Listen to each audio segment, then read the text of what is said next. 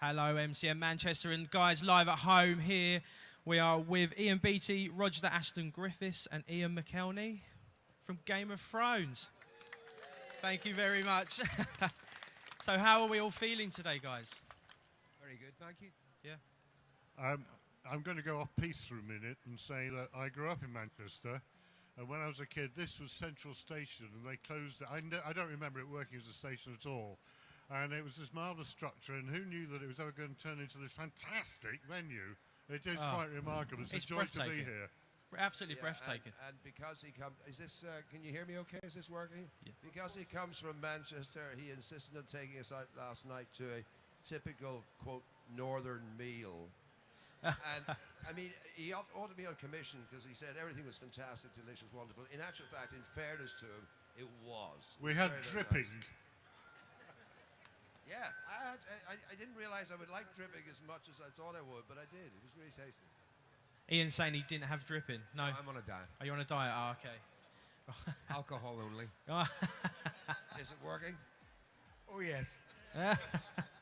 So have you seen any Game of Thrones cosplays around here today or over the weekend? I saw a couple of Star Wars creatures outside that Yeah. were very, very well done. And Yeah. I've seen a Daenerys recently and a Red Viper as well. I think there's a couple of Daenerys here, look. Yeah, there's quite a few. There you go. The costumes are fantastic. It's what I love about these events. I really, really love it. The different people, all sorts of people who come dressed up, looking absolutely fantastic and having a great day. Oh, exactly. Brilliant. I had a Daenerys come to my desk to say hello, and I tried to shake her hand, but she had a dragon on it. Yeah, Oh. I had the same experience. Yeah. Frightening. There seemed to be a lot of cosplay stuff going on as we were leaving yesterday evening, around about 5 o'clock, 6 o'clock. Yeah. It's a huge event of some kind going on outside, which seemed to go on for a lot longer than us inside. Yeah, it was. What I've been told, it was the kind of like the Eurovision of cosplay. And we kind of watched the closing moments of that behind the stage there, and some of the cosplays were breathtaking. So yeah, it was really good as well. My favourite, I've not seen him here, but he was at London, dressed as Darth Vader, but his costume was made entirely of balloons. You know, when you twist balloons to make rabbits and so. His entire costume was balloons, including the cape. And it's such a lovely and gentle space that no one was trying to pop it. So you all have a background in fantasy, in the fantasy genre of playing characters in that. What was kind of the draw for Game of Thrones when you was offered it? Apart from being obviously Game of Thrones. Being offered it was quite important in the grand scheme of things. Yeah. You know, when you're an actor, you take on whatever work you can get. I don't think any of us, I mean, certainly Ian and I from season 1, Roger, you were season 3 onwards? 4 onwards. I mean, certainly from Ian and my perspective, we had no idea how well the show was going to be received, how popular it was going to be. I mean, nobody did. Nobody thought it was going to go the way it has gone in terms of popularity. I know the reasons for it. I mean, it's fantastic storylines. Oh, wow. Breathtaking cinematography, filmmaking, you know, and each one is a movie. Each one is a mini movie. One episode is one movie. But at the time, we had no idea. Well, at the time I joined in season 4, I had no idea because I hadn't watched it. I don't have Sky. I hadn't read the books. I knew there was something called Game of Thrones out there, but on exactly as Ian says, there are. I mean, the difference between an actor and a lab rat is there are some things a lab rat just won't do. And if, you know, actor offered a job, you do it. Turns out it was one of the great and glorious jobs of my career. And I'm so thankful for the opportunity to have played Mace. Mace the Ace. Yeah. This is the thing. I mean, at the end of the day, we're all jobbing actors. And when this thing called Game of Thrones came along, it was just, oh, it's the next job. You didn't realize how big a job it was going to become or what the hinterland of it was. And like, I didn't know it was based on books. And then started to read the books and realize, oh, this could be pretty serious because these books are fantastic, you know. But to us, it was just the next job, and then it suddenly became this huge thing that it's become. But we still have to go. We're all dead now, so we still have to go on working. You know, we're just doing other jobs. You know, working in the next life. So what did you like about your characters? Like, obviously, what did you like the most about your characters? Go. What did you... Go on. Well, my character was easy to like because he was one of the very few good guys in the whole series. So I was grateful for that because it helps him stand apart in a sense. You know, there's so many villains or potential villains, and there's one or two villains who are now getting some sort of redemption, which is kind of interesting. But there were very few, if you like, honourable, decent, noble figures through the whole series, and Barristan was one of them. And for that reason, I kind of thought that it was important that something like that should stay around. They, for reasons of their own, thought differently. So now they've killed me off, you know, but what the heck, that's life. Mace was, he was a character that grew on me tremendously because more than anyone else, he came to represent the domestic. Although he was the wealthiest man in Westeros, he was a little eccentric in some degree. It became clear as the character developed that he loved his children more than anything else, and that he would do anything for them, and that made him unique because no one else had that sort of interest, that family interest. And if you tied him with Diana's extraordinary performance as my mother, as Olenna, then you get 3 generations of an intact family, and I valued that very greatly about Mace. Now, I got nothing. I never found, the only redeeming feature I found in my character was the fact that he was very loyal, fiercely loyal to Cersei Lannister. That was it. Literally, that was it. He was great fun to play for the first 5 3/4 seasons, and then for the last 2 episodes, he was absolutely no fun to play at all. Not at all. No fun whatsoever. So, nope, I got nothing. Was his loyalty to Cersei, would you say, based on payment? No, I genuinely think that he adored Cersei. Not that he was in love with her, he adored her. He found her an extremely strong woman. Well, he would have found in her a set of moral values which he would have appreciated. Yeah. Probably. That's it, yeah. So obviously with your characters, the costumes, guys, was it a struggle with the costumes, or was they quite all right to have? Or a struggle. It was the greatest delight of my entire life was working with the costume department. They were just remarkable, and they had. I say there are 3 things. There was the intention, the ability, and the resource. So they really wanted to do it. They knew how to do it, and they had the money to do it.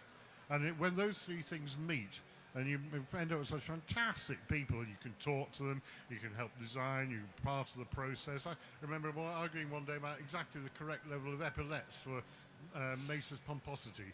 And you just don't. I mean, it doesn't matter. You would never bother watching it, but we know it affects our backstory. And for me, the character was so much was derived from the costumes. Yeah. Marvelous. No, they were fantastic. Those breastplates, for instance, of the King's Guard were they both looked magnificent and they were great to wear because they were surprisingly light. They were made out of fiberglass, and they were fine. Unfortunately, the skirt was literally a pain in the ass because it was made up of leaves of brass, and there were hundreds of them, and they would tend to curl for some reason. So if you know, if you were uncareful, if you were not careful how you sat down, you get a sort of a shock, you know, a little surprise, you know. Also, you need to make up your mind about just your whole toileting, if you like, because once you got into that costume, it was a pain in the neck trying to get out of it. So you kind of had to work that side of things out. It seems to be sod's law that if you work in a hot climate, they put plenty of clothes on you, so you sweat like fury, you know. But saying, as Roger said, I mean, the skill and the ingenuity of the costumes was phenomenal. But one of the great things about Game of Thrones is because it's not set in a real place, it gives the costume designers incredible freedom as to what they go to as a resource for any particular type of costume. They can go to the world of the Aztecs, they can go to the world of the Egyptians, they can go to the Romans, they can go to the Far East, they can go wherever they like to source an idea for a costume. So what it means is there's a fantastic range and variety of costumes available throughout the show, which is wonderful to see.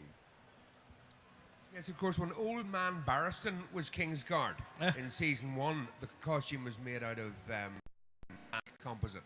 But as the budgets went up and the opulence and the look went up, it went from composite to brass. and the helmet went from composite to brass, and everything went to brass. With the result Wow. that my outfit was 28 kilos. Now, comfy old Ian here couldn't have carried 28 kilos for a day, but I had to. However, there was something, to echo both boys, there was something about putting on that outfit and then cup of coffee in hand, walking into the throne room in King's Landing. And it was the throne room.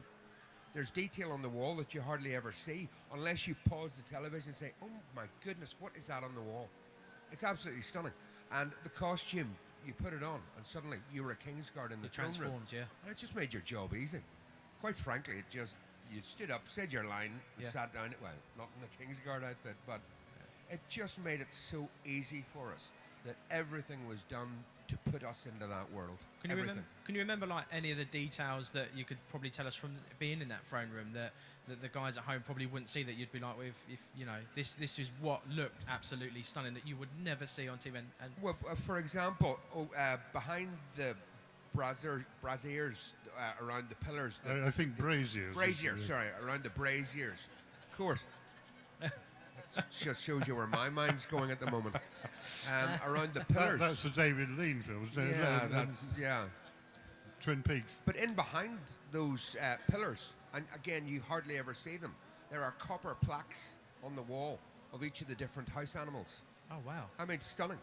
Also, hunting sequences, bas-relief hunting sequences that you never get to see. The attention to detail of the pillar is stunning. wow, And you hardly ever see it. such grandeur. Well, by contrast, when we were shooting these small council scenes, in between every take, there's someone whose job it was that day comes in and polishes the table between every single take. So, again, you would never notice that there are no fingerprints on the table, but there aren't any, and they're not there because they've got the budget to employ someone to polish the table. So, obviously, there's loads of locations spread across, obviously, Westeros. What was kind of you guys' favourite location? Well, the Meryn scenes were all filmed in Split in Croatia, and we used as a kind of quite a lot of the stuff was done in studio. Like when you're in the pyramids, you're back in the studio in Belfast. When you're in Daenerys' private quarters, you're back in the studio in Belfast. But if you're out in the streets at all, you're either in the old Roman part of Split, which is stunningly beautiful, these wonderful sort of like polished footpaths all over the place, just from people trafficking them for years.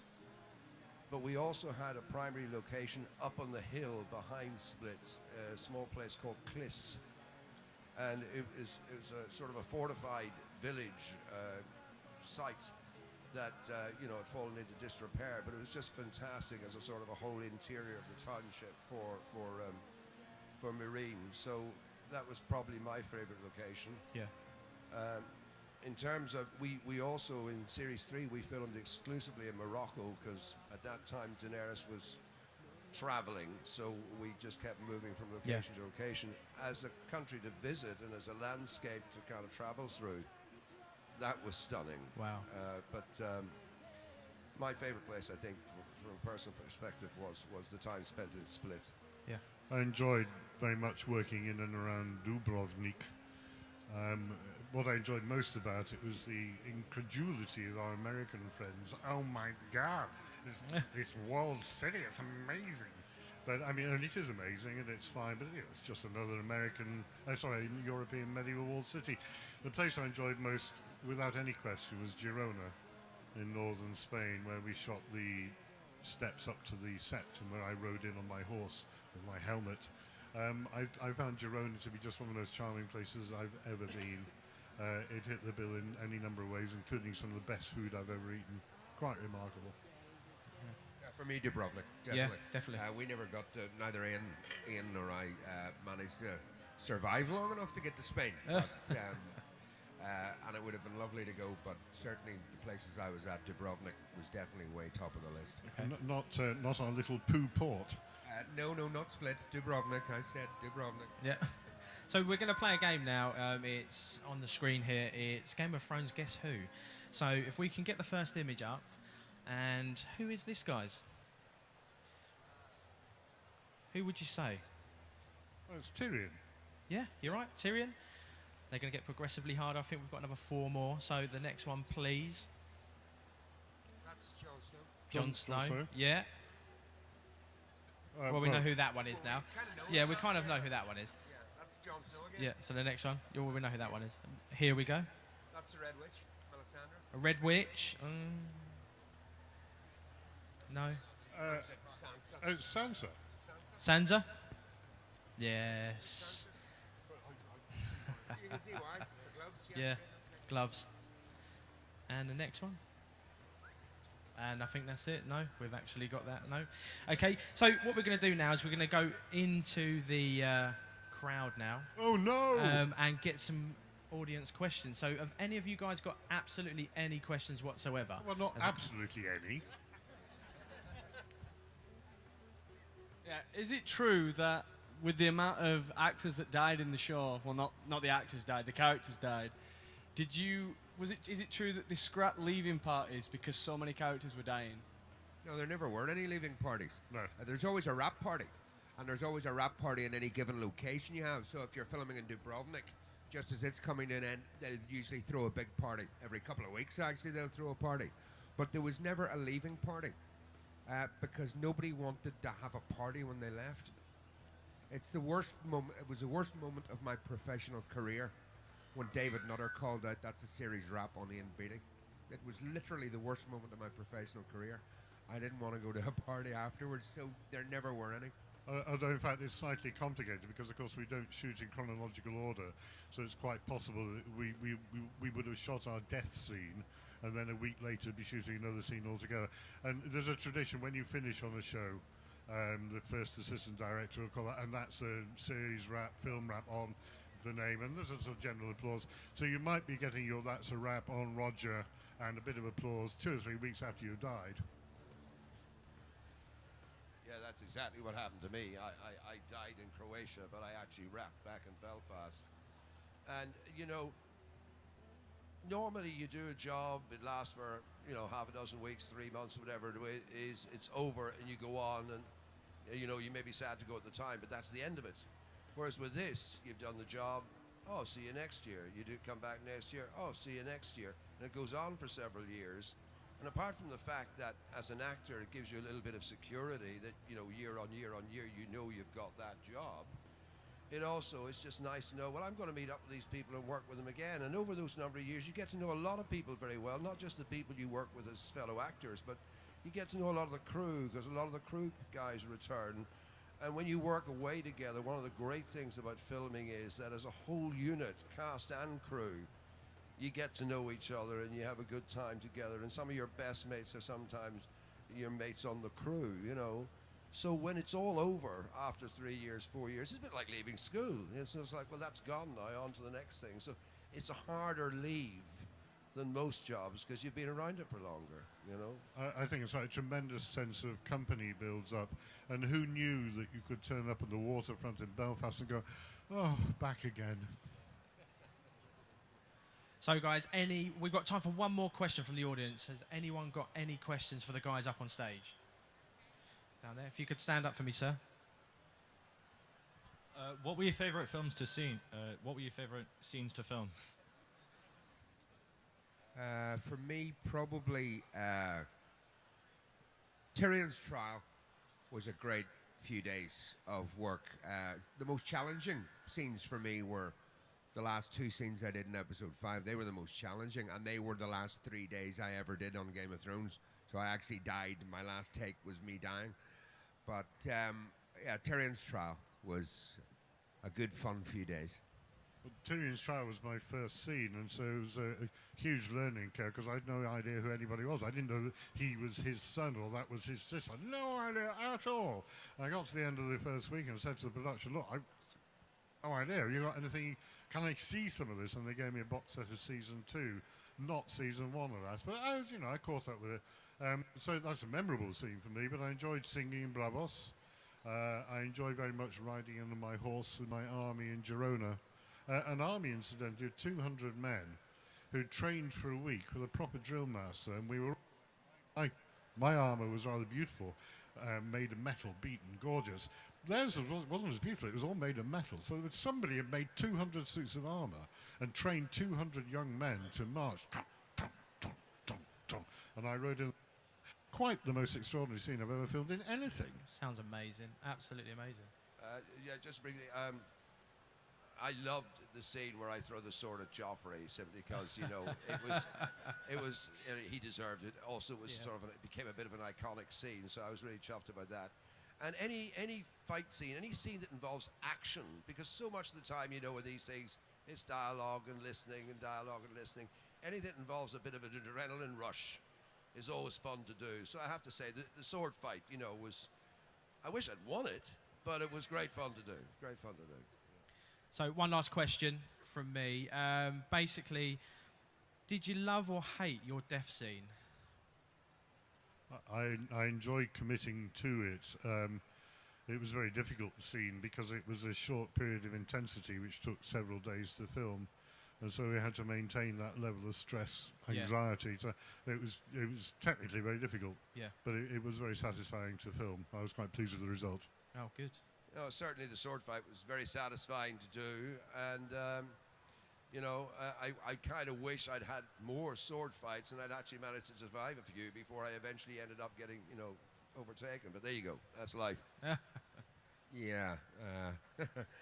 My death scene was remarkably hard to film, actually, and it was me and Mace. I was always been very proud that it was her and I did that whole scene. Oh, that was just amazing us. It was difficult technically, emotionally. I was blind because I had prosthetics on my eyes for about 10 hours, but it's probably the one I'm extraordinarily proud of. Really proud of that scene. Well, guys, it's been an absolute pleasure to have you up on the buzz stage. Thank you. Round of applause for the guys, please. Thank you, thank you. Thank you very much for everyone watching here and at home. Remember, guys, look for that Pokemon up on stage. Send a screenshot to the Twitter page, which is MYM Buzz. And we will see you all shortly for our next interview. Thank you very much. Bye-bye.